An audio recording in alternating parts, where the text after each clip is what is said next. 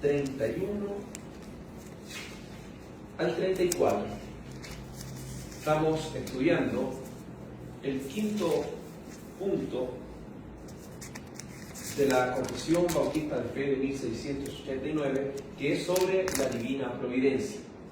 El párrafo número 5 le pondremos por título: todo lo que ocurre a los elegidos de Dios es según su providencial propósito. Lucas 22:31. Dijo también el Señor: Simón, Simón, he aquí Satanás os ha pedido para zarandearos como a trigo, pero yo he rogado por ti que tu fe no falte, y tú, una vez vuelto, confirma a tus hermanos. Él le dijo: Señor, dispuesto estoy a ir contigo no solo a la cárcel, sino también a la muerte.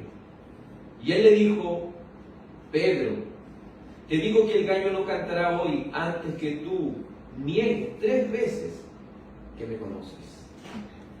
Dios Padre, amado y santo, hemos leído esta porción de las Escrituras y anhelamos que pueda enriquecer nuestra vida espiritual.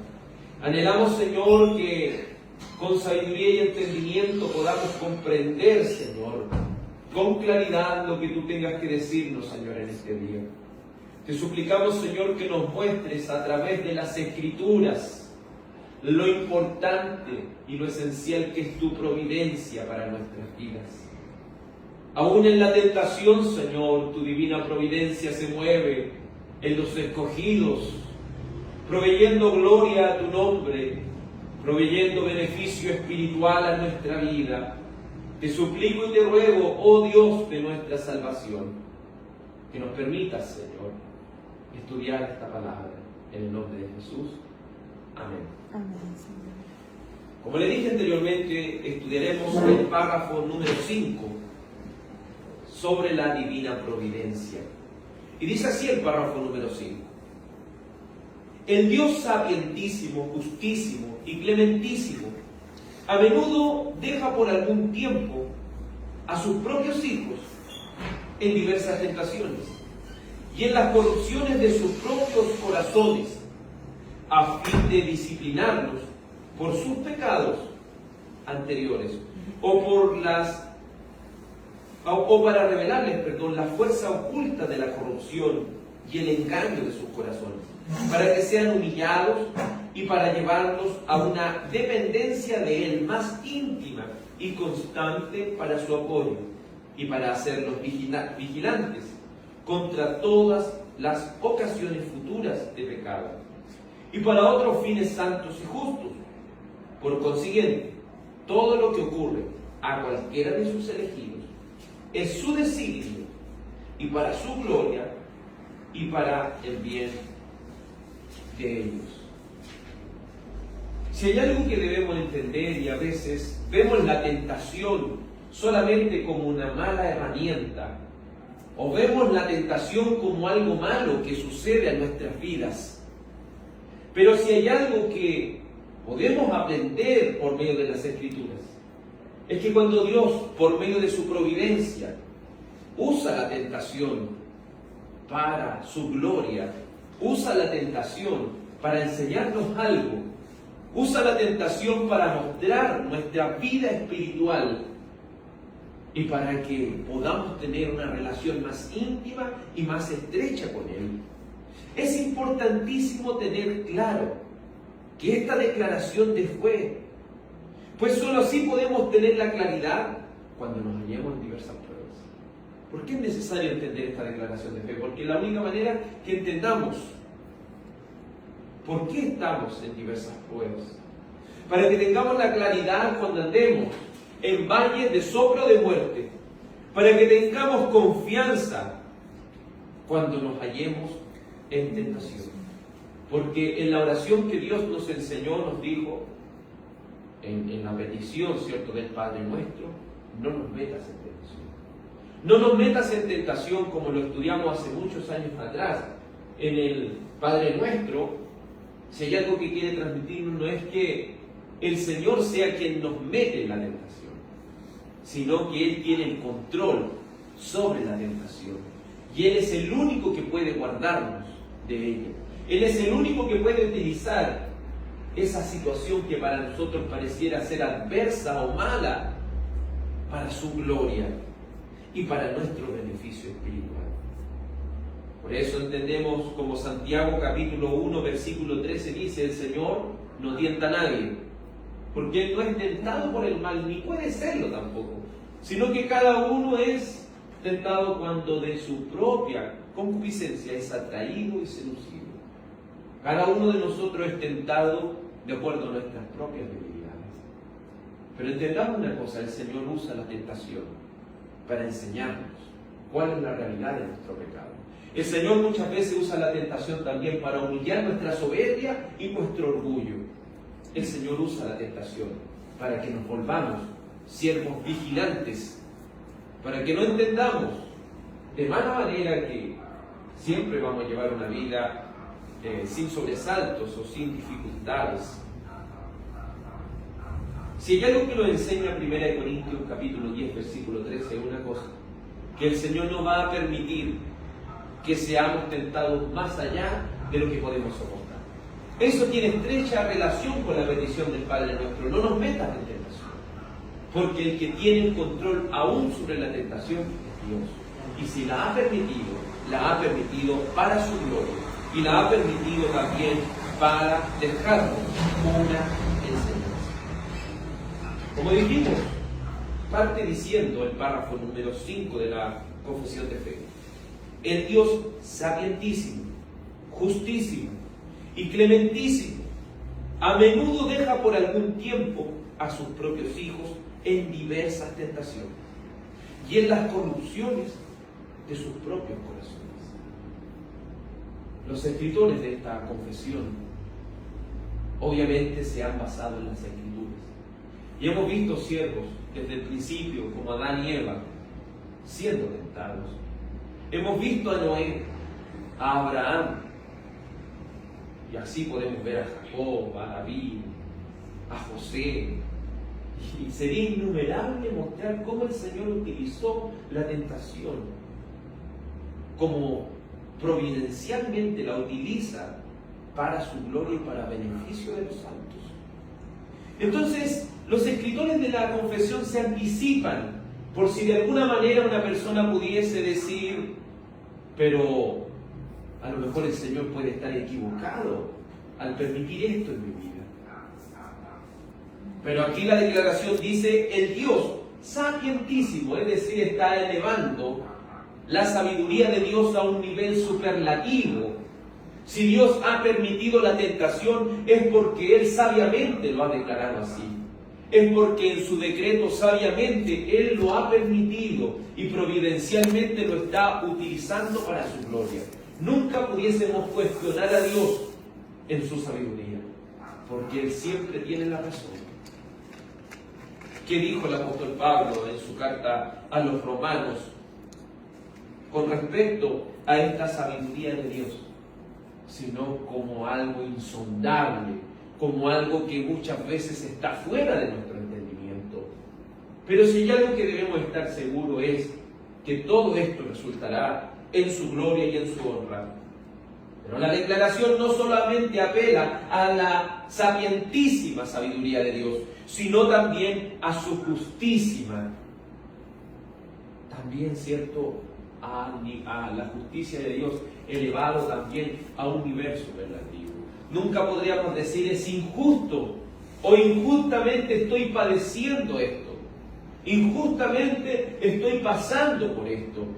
Si nos vamos al libro de Job, él no había cometido nada, si lo podríamos decir, en la lógica de las personas. Si a uno le va mal es porque algo malo cometió.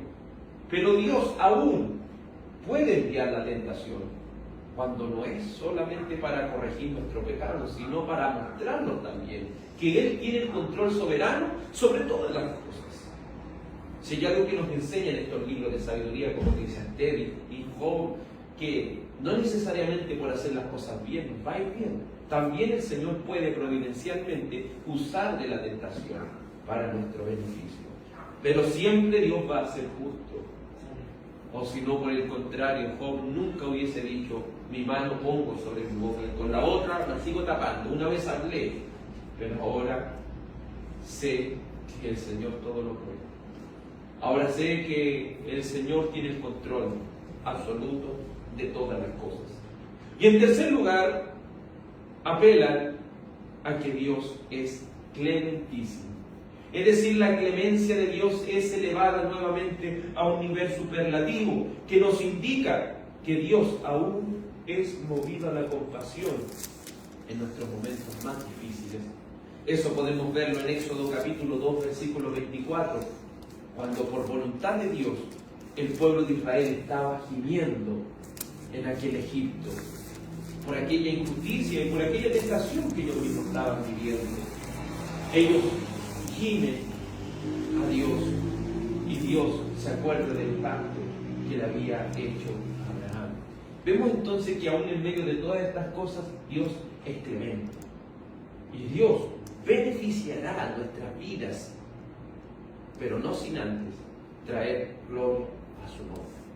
Al entender este primer punto, podemos contemplar con claridad lo que este párrafo número 5 nos sigue diciendo.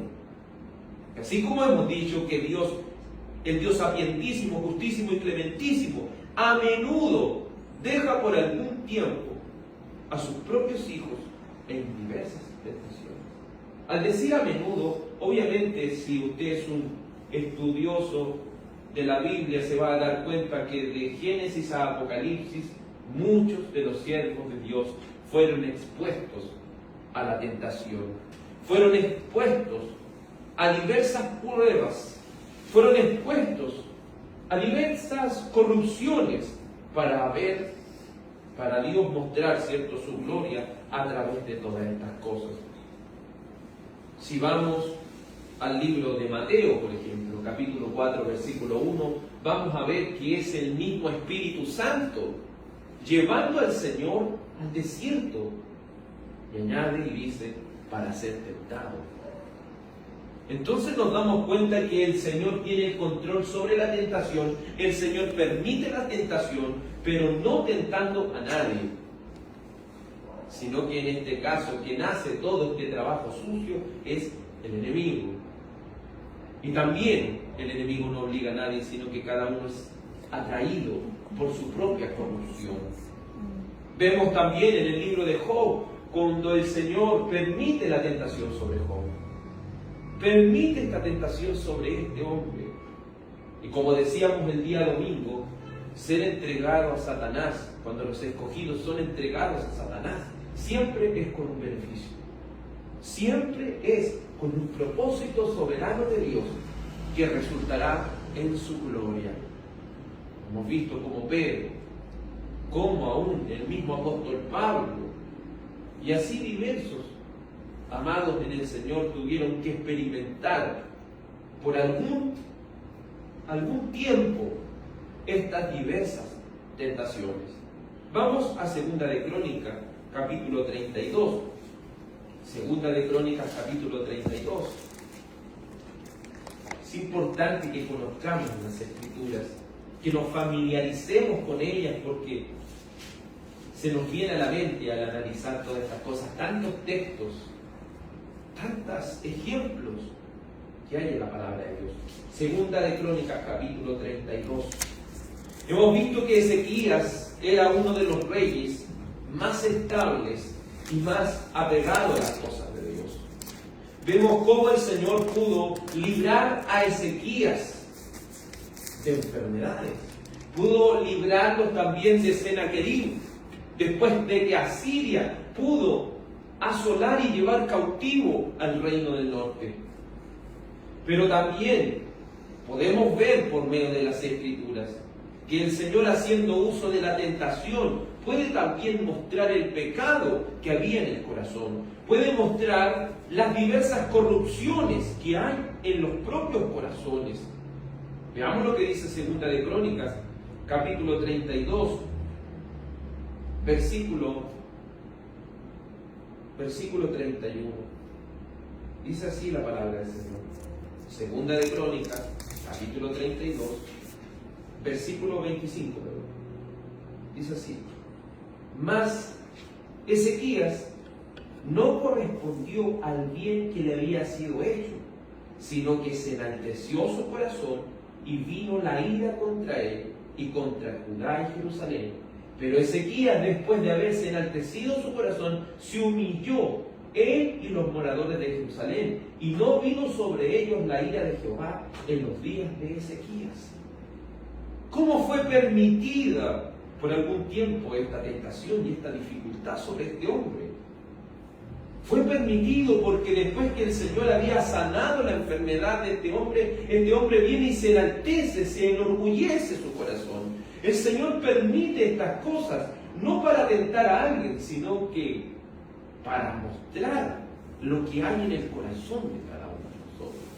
Ve a siervos tan pasivos como Moisés y va a ver que aún antes de entrar a la tierra prometida, golpea la roca y se ve también el pecado que hay en su corazón.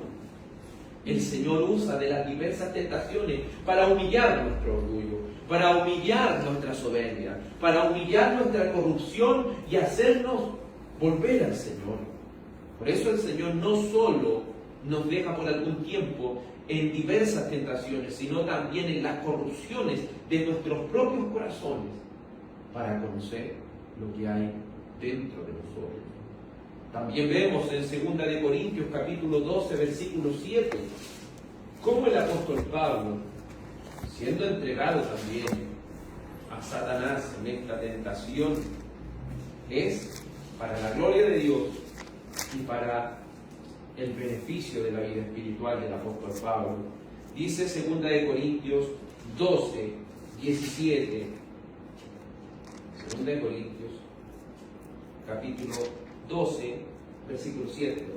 Dice: y para que la grandeza de las revelaciones no me exaltase desmedidamente, me fue dado un aguijón en mi carne, un mensajero de Satanás que me abofetee, para que no me enaltezca en sobremanera. Respecto a lo cual 3 veces he rogado al Señor que lo quite de mí. Y me ha dicho: bástate mi gracia, porque mi poder se perfecciona en la debilidad. Por tanto, de buena gana me gloriaré más bien en mis debilidades, para que repose sobre mí el poder de Cristo. Vemos aún el apóstol Pablo, sin lugar a dudas, un siervo muy entregado a las cosas de Dios. Pero para que las revelaciones no hicieran enaltecer su corazón, el Señor permitió que fuera entregado a Satanás y que fuera tentado con esta aflicción de la carne, porque el Señor permitió que el mismo Satanás abofeteara al apóstol Pablo. Pero todo esto para la gloria de Dios, porque cuando nos engrandecemos a nosotros mismos, procuramos nuestra propia gloria, pero cuando somos humillados, siempre apuntamos a la gloria de Dios. Así podemos ver un sinnúmero de ejemplos que la tentación muestra el pecado del creyente.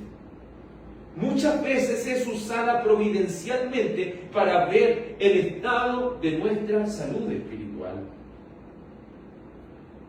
Recuerde que de alguna u otra manera seremos azotados por diversas pruebas, sabiendo que la prueba de nuestra fe produce paciencia. El Señor siempre quiere producir en el escogido algún tipo de beneficio espiritual, o para que se dé cuenta de algún pecado, o para mostrarle que Él es soberano y tiene el control por encima de todas las cosas. Sigue diciendo esta confesión en el párrafo 5: a fin de disciplinarnos por pecados anteriores o para revelarles la fuerza oculta de la corrupción y el engaño de sus corazones. O lo vimos en el caso de Ezequías. Esto es muy cierto. Bíblicamente esto es muy cierto. No seamos sorprendidos por la tentación, sino que debemos estar vigilantes y constantes en la oración, como siempre la palabra del Señor de una u otra manera siempre nos dice, oren sin cesar. Oren sin cesar. ¿Qué les dijo el Señor a aquellos discípulos cuando se hallaban en un momento tan difícil para el Señor? Su debilidad hacía que sus cuerpos se durmieran y no pudiesen permanecer vigilantes ante la hora de la tentación, ante la hora de la prueba. Pero el Señor les dijo, miren, velen y oren para que no entren en la tentación. A la verdad el espíritu está dispuesto, pero la carne es débil. Con esto el Señor quiere señalar que entrar en la tentación es algo terrible. Entrar en la tentación ya es algo de lo cual solamente la mano de Dios nos puede librar. Por eso la oración tan importante. No nos metas en tentación. Pero el Señor utiliza también la tentación para disciplinarnos. Consideremos a David en 2 de Samuel capítulo 11. Todos van a la guerra y él se queda en su casa para luego terminar cometiendo adulterio, asesinato e hipocresía delante de los ojos de Dios, entre muchos otros pecados. ¿Por qué el Señor permitió eso? Si hubiésemos quedado solamente con la imagen de 1 de Samuel, hubiésemos dicho y exaltado a David de alguna manera. Pero 2 de Samuel nos muestra la corrupción. ¿Y cómo llegó esa corrupción si no por medio de la tentación? ¿Cómo llegó David a conocer su propio corazón si no por medio de la tentación que Dios había permitido? No podemos pensar, cuando nos hallamos sin pruebas y sin tentaciones, que hemos visto todo lo que hay dentro de nosotros. Preparémonos y seamos vigilantes, pues el Señor de una u otra manera va a utilizar la tentación si no hacemos un examen claro de nuestras debilidades. Utilizará la tentación para que de alguna manera seamos exhortados a permanecer en oración, a permanecer en comunión íntima con nuestro Señor. Fue permitido todo esto por Dios para que se descubriera la corrupción oculta y la fuerza terrible del pecado. Nunca estaremos tan convencidos de pecado hasta que conozcamos la realidad y la fuerza misma que tiene el pecado. Piense nuevamente en David, el dulce cantor de Israel, aquel que había vencido por mano de Dios a Goliat, aquel que había sido librado de grandes batallas, ahora pecando. En 2 de Samuel capítulo 11, ni siquiera recordando a Dios en su mente. Es triste ese momento en el cual somos entregados de esta manera para ver la soberbia y el orgullo. Porque si hay algo que nos hace estar y bajar la guardia, es la soberbia. Si hay algo que nos hace bajar la guardia, es el orgullo, es el pensar que de alguna manera podemos ser librados con la fuerza que hemos adquirido o con el conocimiento que hasta el momento podemos tener. Pero no olvidemos que cuanto más dejamos de velar, estamos siendo más vulnerables hacia las acechanzas del enemigo. No espere que llegue el momento de la tentación para vigilar. No espere que llegue el momento de la tentación para que seamos vueltos nuestros corazones a la oración. Comprendamos que estos medios providenciales de Dios siempre traerán el fin que el Señor quiere. ¿Qué hace David en 2 de Samuel capítulo 12, versículo 7, cuando es confrontado por el profeta Natán? Ese hombre eres tú. Es decir, tú eres aquel que ha despreciado al Señor.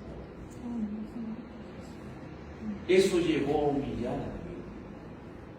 El quedarse y no ir a la guerra, eso demostraba que él se sentía ya confiado, se sentía que había llegado a la cúspide de la santidad, que había llegado a la cúspide de la justicia y de la comunión íntima con Dios. Pero no podemos confiarnos de esa manera, Porque aún no hemos, como dice Juan, aún no se ha manifestado lo que hemos de ser. Pero cuando Él se manifieste seremos tal como Él es. Nunca hemos llegado a la altura de santidad, pues Él nos ha dicho, sean santos como yo soy santo, dice el Señor. Y cuando contemplamos su santidad, quedamos abismalmente de rodillas, quedamos abismalmente postrados ante su santidad. Nunca olvidemos, amados en el Señor, que la tentación en los escogidos es usada providencialmente por Dios para enseñarnos muchas cosas. Hemos utilizado al apóstol Pedro en el texto que hemos comenzado y hemos visto cómo ha sido descubierto su pecado, cómo ha sido descubierto su orgullo. Podemos también contemplar el mismo pecado de Josías, un hombre tan íntegro, un hombre tan recto delante de los ojos de Dios. Podríamos decir, si nos tomamos de algún texto de la Escritura, que Josías ha sido el mejor rey de Judá, el mejor rey de Israel. Pero en un momento fue probado su autocomplacencia, en un momento fue probada su confianza en sí mismo. Pues no contaba que el Señor utilizaría a un impío para advertirle de su muerte. ¿Y qué lo hizo no confiar en que Dios lo estaba utilizando? ¿Qué lo hizo no preguntarse, ¿será el Señor el que me está mostrando las cosas? Sino nuestra nuestra confianza extrema en nuestras propias capacidades, en lo que hemos alcanzado.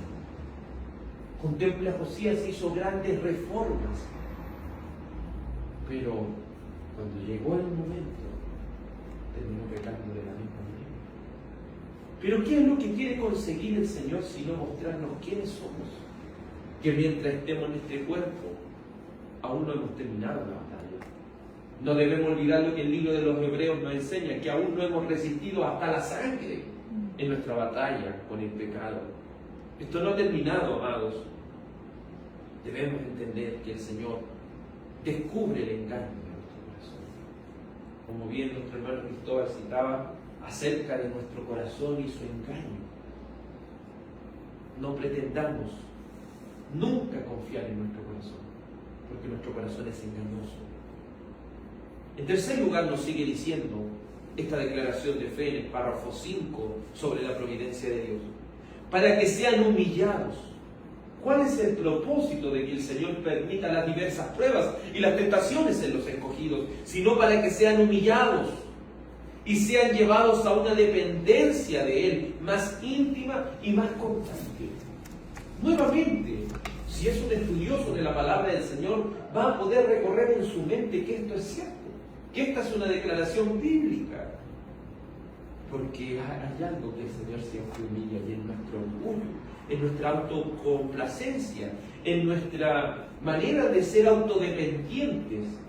El Señor quiere hacernos dependientes. El Señor nos derriba para que aprendamos a depender totalmente de Él. El propósito de esto es humillarnos, es llevarnos a una dependencia más íntima y más constante.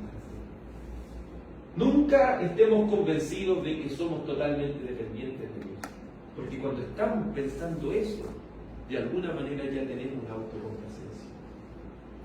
Tenemos una falsa seguridad puesta en nosotros mismos y en la comunión que creemos tener con el Señor. A eso me refiero. Porque cuando estamos más seguros de tener una relación íntima con el Señor, es cuando más nos estamos convenciendo que ya hemos llegado a estar tan estrechamente ligados al Señor que pareciera que estuviésemos en el mismo cielo. Pero cuidado, siempre la tentación será utilizada para que tomemos nuevamente tierra, para que tomemos nuestro rostro en tierra y podamos decir: Señor, tú eres quien dirige mi vida. Enséñame a ser más íntimamente estrecho a ti. Permíteme ser más constante y dependiente. La tentación es usada por Dios para humillar nuestro orgullo y soberbia. Nos lleva a ser más humildes. Por medio de la tentación, providencialmente, por ejemplo, le enseñó a Pedro a ser humilde, y sumiso a su Señor. En la escena que hemos utilizado podemos ver el orgullo de Pedro. Cuando el Señor le dice: Simón, Simón, Satanás ha pedido para zarandearos como a trigo, pero yo he rogado que tu fe no falte. Era una declaración dicha por el mismo Hijo de Dios. Pero el orgullo y la soberbia de Pedro no le permitió ver que era ya un decreto de Dios. Su orgullo y soberbia pretendió ir más allá y decir: Señor, no solo voy a ir a la cárcel contigo, si es necesario voy a ir a la muerte. En otro evangelio dice: mi vida voy a poner. Y el Señor, ¿qué? Pedro, antes que el gallo cante 3 veces, antes que el gallo cante, tú ya me habrás negado 3 veces. Tú ya me ibas a negar. Y este hombre no. Su orgullo le hace decir no. Contradecir al Señor. ¿Se imaginan? Llegamos en punto de estar tan confiados en sí mismo que llegamos hasta contradecir al mismo Señor. Pero ¿qué es lo que nos muestra cuando en Mateo capítulo 26, versos 69 al 75, Pedro al final termina cumpliendo la palabra del Señor y termina en su situación negando al Señor? Y no solo eso, sino llorando amargo. Pero hemos visto cómo después en San Juan capítulo 21, del 15 al 19, viendo esa sumisión, el Señor le dice a Pedro: Pedro, ¿me amas? ¿Y a dónde está la humillación y la sumisión? Apaciéntame, apacienta mis corderos. Es decir, somete. Estas ovejas no son tuyas, son mías. Haz el trabajo que te estoy encomendando, Pedro. Ya no me sigas contradiciendo, Pedro. En otras palabras, le sigue diciendo por segunda vez, le sigue diciendo por tercera vez, porque aún pareciera que quedase un pequeño grado de orgullo en el apóstol Pedro. Pero si hay algo que el Señor le estaba enseñando, es una lección de sumisión y humildad. Es aprender a depender totalmente del Señor. Que nos lleva a entender la tentación que sufrió David. Pues cuando leemos el Salmo 51, ya no vemos a ese David de 2 de Samuel capítulo 11 confiado cuando todos van a la guerra, sino que esto lo hizo ser más vigilante y decir: Señor, mi pecado siempre está delante de ti. Señor, contra ti he pecado. Señor, tú eres el único que puede lavarme y limpiarme de mi maldad. Nótese que si bien este hombre cayó en la tentación, fue permitido todo por Dios para hacerlo más humilde y más dependiente de Dios. Lo llevó a conocer la profundidad de la humillación. Lo llevó a conocer aún la misericordia y la clemencia tan grande de nuestro Dios. Lo llevó a tener una dependencia más íntima con Él. Vemos que Pedro, luego de esto, aprendió también a ser más constante. Vamos a 1 de Pedro 4:12. 1 de Pedro 4:12.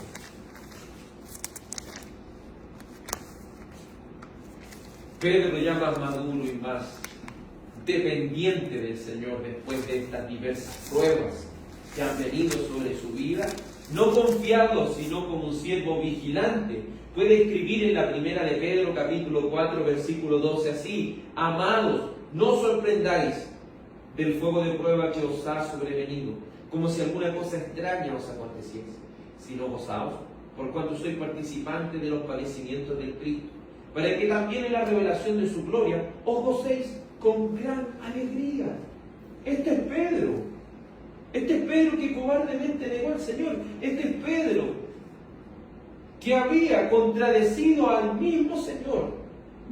Ahora, exhortándolo a los demás, después de haber vivido tantas pruebas, le dice: amados, no se sorprendan del fuego de prueba. No se sorprendan de lo que le ha sobrevenido. No crean que esto es algo extraño. Esto es parte de ser cristiano. Ser probado por Dios es parte de ser cristiano. Gócense, de ser participantes de los padecimientos del Cristo, para que se gocen con alegría. Si sois vituperados por el nombre de Cristo, sois bienaventurados por el glorioso Espíritu de Dios que reposa sobre vosotros. Ciertamente de parte de ellos Él es blasfemado, pero por vosotros es glorificado. ¿A qué nos llevan las diversas pruebas? Sino a la gloria de Dios. ¿A qué nos llevan las diversas pruebas? Sino a que Él sea reconocido como el valor más importante y como aquel de quien dependemos totalmente.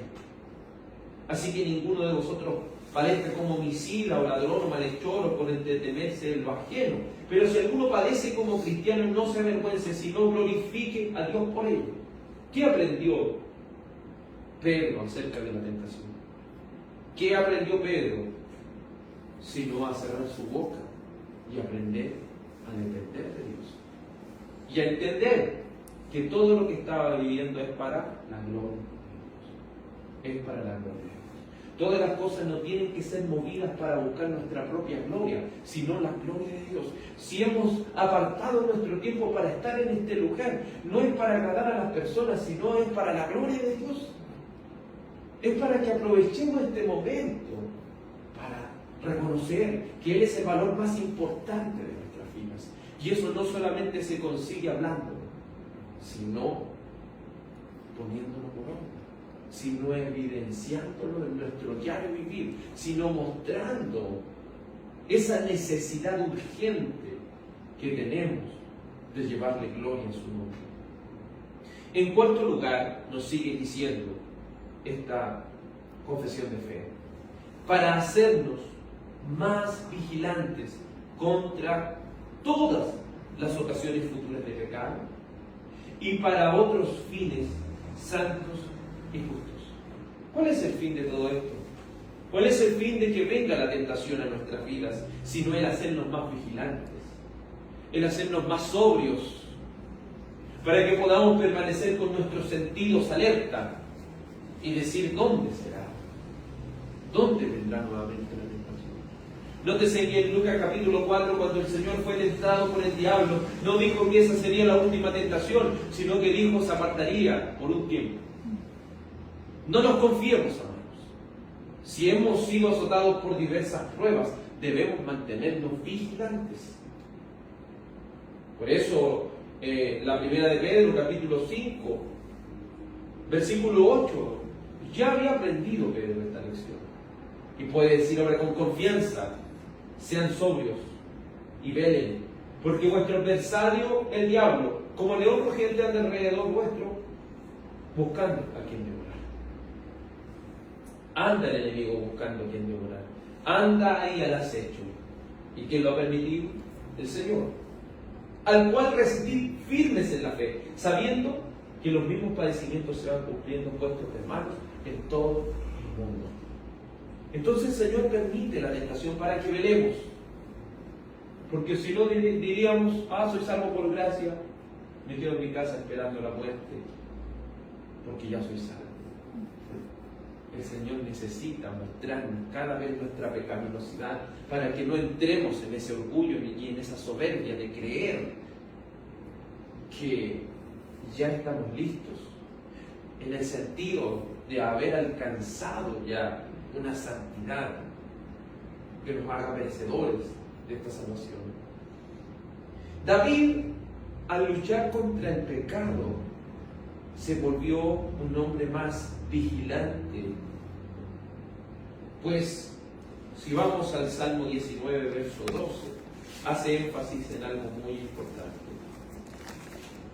Solo aquellos que han sido azotados por diversas pruebas comprenderán la realidad de nuestro pecado. Y cuando comprendemos la realidad de nuestro pecado, entenderemos que si aún no hemos muerto, tenemos una lucha contra él. El Salmo 19, versículo 12, el siervo David puede entender esto. ¿Quién podrá entender sus propios errores? Líbrame de los que me son ocultos. Preserva también a tu siervo de las soberbias, que no se enseñoreen de mí. Entonces seré íntegro y estaré limpio de gran rebelión. Sean gratos los dichos de mi boca y la meditación de mi corazón delante de ti, oh Jehová, roca mía y redentor mío. ¿Qué quiere enseñarnos David aquí? Que no nos confiemos, que seamos vigilantes, porque las diversas pruebas nos hacen entender una cosa, que el pecado ha afectado nuestra raíz. Por eso hablamos de depravación total, porque el pecado ha afectado nuestra raíz. Y él dice, ¿quién podrá entender sus propios errores? Es más fácil señalar el error en otros. Es más fácil ver el error en otras personas que verlo en nuestro propio corazón. Por eso la tentación y las diversas pruebas son una manera providencial que Dios utiliza para mostrar lo que hay aquí, para que digamos como David, líbrame de lo que me son ocultos, líbrame de aquellos pecados que no puedo ver. Y si pudiéramos pedir aún más profundamente, diríamos, Señor, permíteme ver aquellas cosas, permíteme ver aquello que está oculto en mi corazón. ¿Y qué lo hace visible? ¿Qué hizo visible el pecado de Ezequías? Sino la tentación. Pero qué duro es. Nunca nos cansemos de orar el Padre Nuestro. Si hay algo que el Señor nos enseñó como la oración más importante que debemos hacer el Padre, esa es la oración que Él enseñó a los discípulos. Tenemos muchas oraciones en la Biblia, pero esa debe ser la primera del día. La primera del día. Porque está, como lo estudiamos en algún tiempo, ordenada sistemáticamente de acuerdo al nivel de importancia para la gloria de Dios.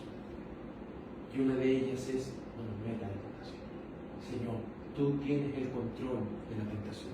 Tú tienes el control de las diversas pruebas. Tú tienes el control de lo que venga a mi vida, Señor.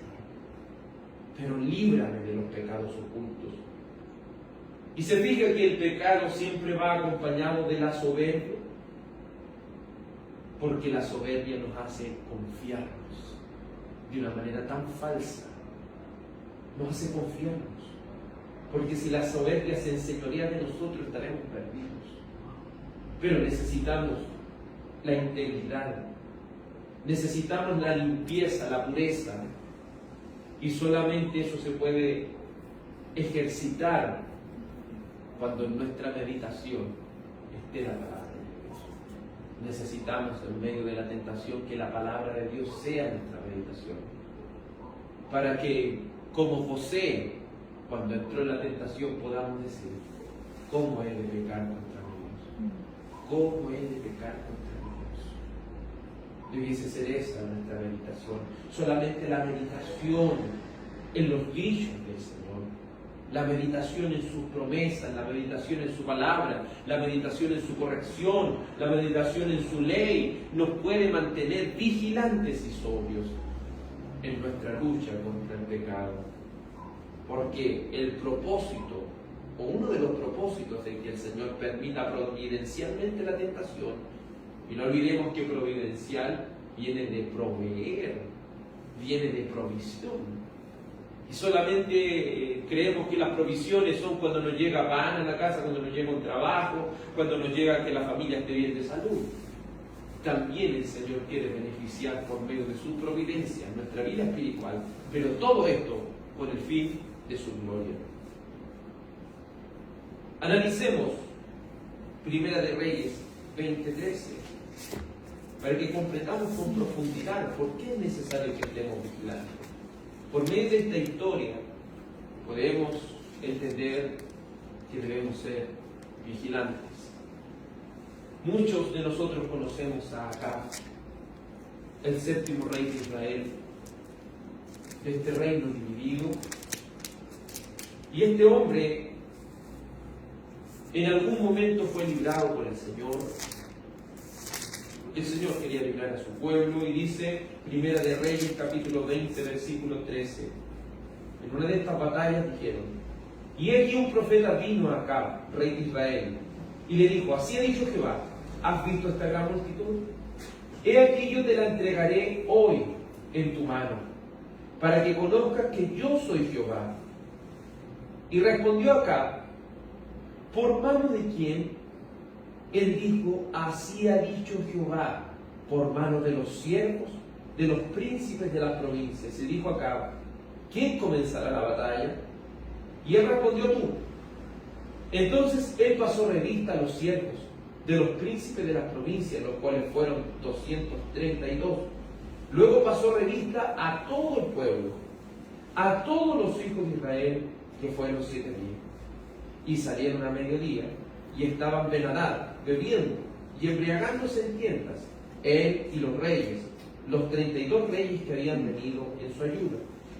Y los siervos de los príncipes de las provincias salieron, los primeros, y Ben-Hadad había enviado quien le dio aviso, diciendo: han salido hombres de Samaria. Él entonces dijo: si han salido por paz, tomadlos vivos, y si han salido para pelear, tomadlos vivos.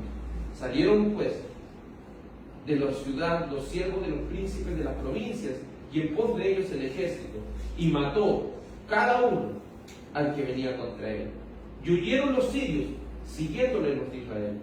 Y el rey de Siria, Ben-Hadad, escapó en un caballo con alguna gente de caballería. Y salió el rey de Israel, hirió a la gente a caballo y los carros, y deshizo a los sirios, causándole gran estrago.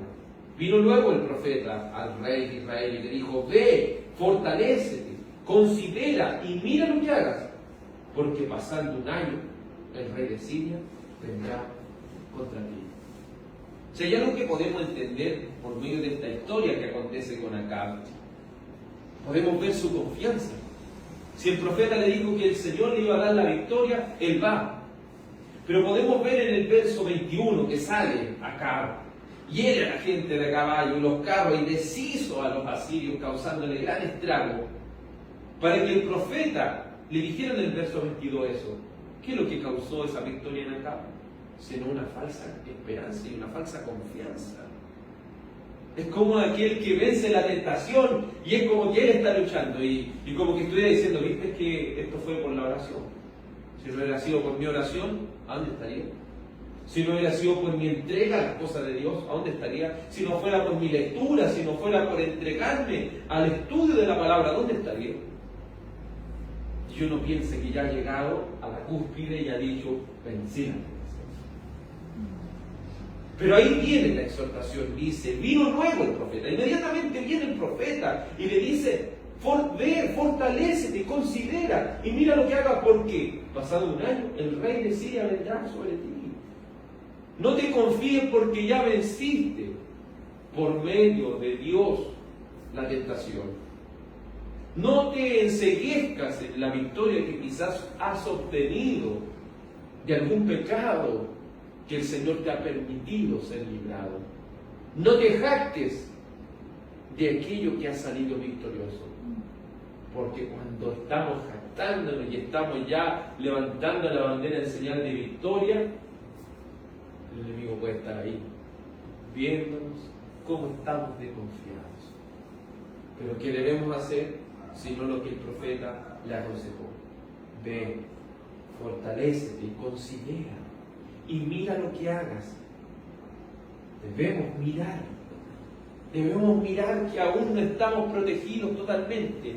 Debemos mirar que aún estamos en esta carne.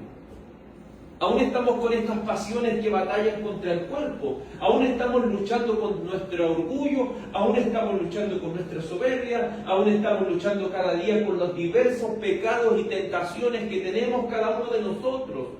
Por lo tanto, debemos fortalecernos en el Señor y en el poder de su fortaleza. Debemos considerar que así como el enemigo nos atacó una vez, nuevamente el Señor puede permitir que estas cosas sucedan para ver lo que hay en nuestro corazón. Y debemos mirar lo que estamos haciendo. Miremos. Que las victorias no nos enceguezcan, sino que nos haga ser más vigilantes, porque ese es el propósito del por qué el Señor permite la tentación de manera providencial. Como Lucas 4:13 dice: y se apartó por un tiempo. Se apartó el enemigo por un tiempo. Punto número 5 y final.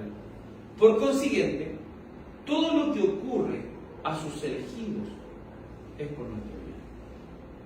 Todo lo que ocurre a los elegidos de Dios es para nuestro bien, es con un fin que el Señor ha determinado. Es así, por consiguiente, todo lo que ocurre a cualquiera de sus elegidos es por su designio y para su gloria y para el bien de ellos. Es decir, que todo esto que acontece providencialmente, como dice Romanos capítulo 8, versículo 28, que a los que aman a Dios todas las cosas cooperan para bien o ayudan para bien. Esto es a saber a los que conforme su propósito son llamados. El Señor puede utilizar la tentación para cooperar para nuestro bien, lo cual resulta su gloria. Todo esto va a ser para la gloria del Señor. Todo coopera para nuestro bien. A los elegidos de Dios, su providencia divina se mueve aún en la tentación. Todo es para la gloria de Dios. Todo es para nuestro bien. Hay muchas cosas que debemos considerar, amados, en el Señor. El Señor también utiliza estas cosas para fortalecernos, para mantenernos vigilantes. Consideremos esto, si nos ponemos flojos para la oración, ¿qué puede usar el Señor para que nos volquemos a orar? Sino las diversas pruebas. Se fijan que cuando estamos mal, ahí es cuando nos volvemos más buenos para orar. Y cuando creemos que estamos bien, oramos menos. Pero debiésemos considerar que debiéramos estar orando más porque no sabemos qué nos pueda venir. No sabemos que esa falta de confiar y de depender del Señor puede venir de otra manera. Consideremos estas cosas. Oremos.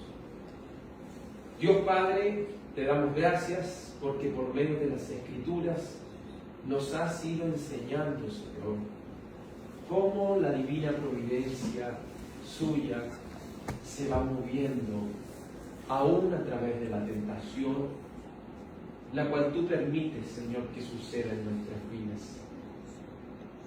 Como podría decir una oración puritana, oh Señor, si hombres como Adán, como Noé, como Abraham, como David, como Pedro, como Pablo, fueron tentados, Señor, cuánto más nosotros, hombres débiles, Señor, por amor de tu nombre, mi Dios, no permitas que esta negligencia, que esta autocomplacencia, Señor, nos impida poder, Señor, de alguna manera prepararnos y ser vigilantes en el momento de la tentación.